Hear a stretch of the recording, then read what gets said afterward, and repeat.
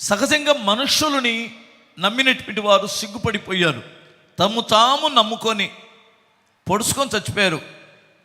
కానీ దేవుణ్ణి నమ్మడం సహజమే, దేవుణ్ణి నమ్మడం మంచిది.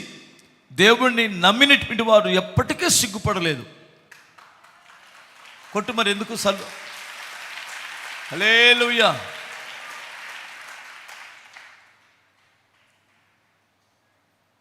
నమ్ముకున్నాడు, దేవుణ్ణి నమ్మినటువంటి వాడు ఎవడైనా సిగ్గుపడ్డా?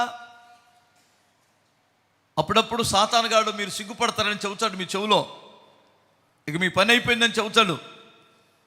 దేవుణ్ణి నమ్ముకున్నటువంటి వారికి కాస్తంత కష్టాలు రావచ్చు, కానీ దేవుడు ఏనాటికి వారిని విడిచిపెట్టరు, వారిని ఎప్పటికీ తక్కువ చేయడు.